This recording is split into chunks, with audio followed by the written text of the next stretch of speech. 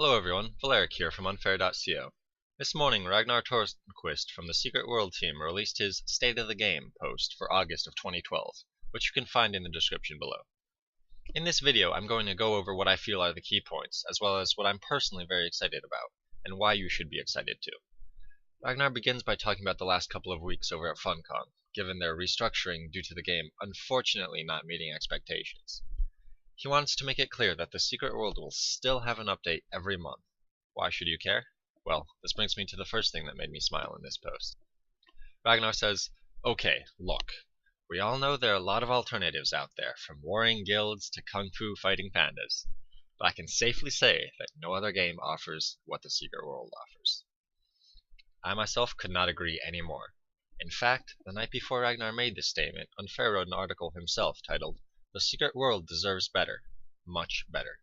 I highly recommend reading it for our thoughts on the matter. The link will be provided in the description below. On to the second statement I'd like to address. Like we've said before, we feel it's important to give our paying customers new content and features every single month. Our second issue, Digging Deeper, has unfortunately been delayed by 2 weeks due to the restructuring of the team.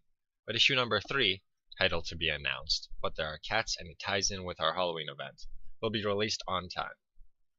We all know that Digging Deeper has been pushed back to September 11th. If it's anything like the first issue, I'm more than happy to wait for it.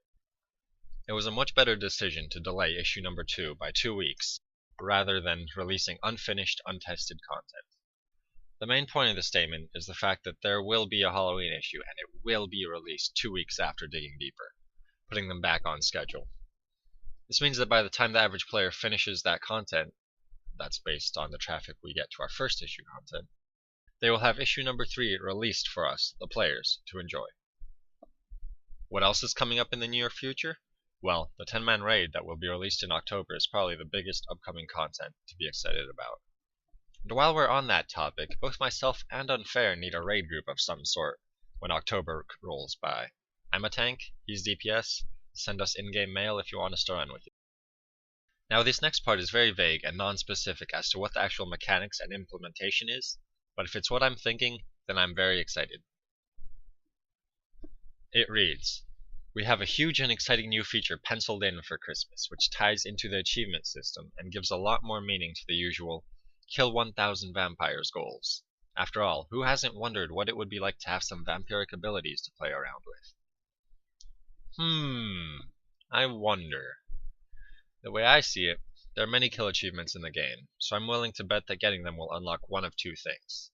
Either A, a set of vampire, werewolf, specter, whatever abilities, or B, the more likely option of a new active and passive skill slot, much like the auxiliary weapons coming out in Digging Deeper, where your abilities unlock when you get the kill achievements, and then you slot them. Either way, I think I'm going to have to get in-game and start flat out murdering things more than I already do. Lastly, Ragnar states, "We're creating intermediary decks with brand new clothing options. We have a ton of new missions and storylines in development, and we have a huge new adventure zone scheduled for next spring, bringing players back to Tokyo's Ground Zero to face brand new threats, meet new characters, play new missions, and explore an intriguing urban environment unlike anything you've ever seen in an MMO. Now, a few things in this sentence got my attention. The first being new decks with new clothes. While I personally do not see myself leaving behind my Illuminati bodyguard outfit anytime soon, and if you watch the cinematics within the guides on our site, you know that I never take that thing off. I love it. But for everyone else, yay, new clothing options, as if you didn't have enough choices already. The next thing of note is that the Tokyo Adventure Zone is scheduled for release next spring. Now, if it was announced earlier, I'm a failure because I didn't know about it. And if it wasn't announced earlier, then yay, now we have expectations for when to expect Tokyo to come to live. Personally, I can't wait to continue my character's main story. I was enveloped by it, and now I'm wanting to kick some Orochi ass in Japan. Ragnar ended his State of the Game post with a request to tell all our friends and family about the Secret World's 3-day trial, where players can get the game for 3 days, free of charge. There will be a link to the sign-up in the description below, so make sure to spread that around. That wraps up my thoughts on the August 2012 State of the Game. I'm interested in knowing what everyone else thinks about it. Leave your comments below and tell us what you think. Until next time, this has been Volaric from Unfair.co with a rundown of August's State of the Game for the Secret World. Take care.